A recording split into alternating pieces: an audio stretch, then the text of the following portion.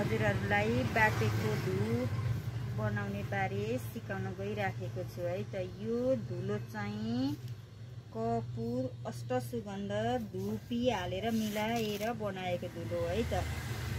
यो नेपाली कागज हो है। यसलाई मिलाएर बुढी अम्लाले यसरी सोर्ने, यसमा धुलो यसरी हालेर मिलाएर यसरी सोर्ने है त। अनि यहाँ छेउमा भएको धुलो पनि झार्ने, अनि यसलाई नि यसरी मिलाएर यसलाई च्याप्ने है त।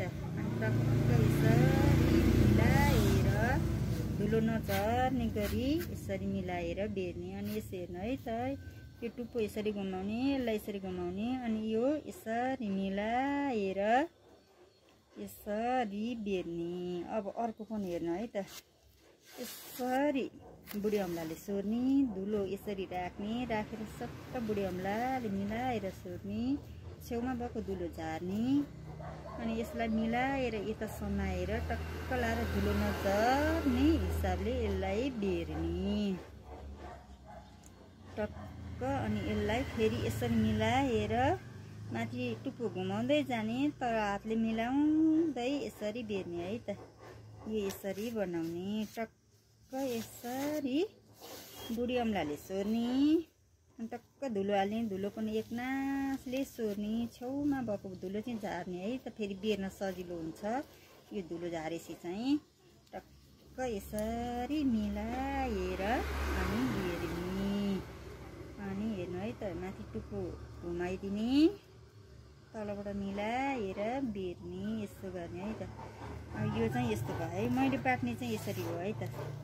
यसो सट्ट धुलो हाल्छु, सोर्छु, टक्क लाएर यसरी मिलाएर यसरी बेर्ने।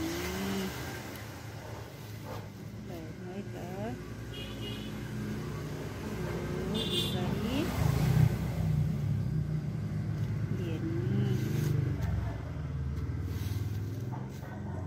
यदि हजुरहरूलाई पनि सिक्न मन छ भने मेरो भिडियो लाइक गर्नु, सेयर गर्नु, फलो गर्नु र मेरो युट्युब च्यानललाई पनि सब्सक्राइब गरिदिनु होला है त।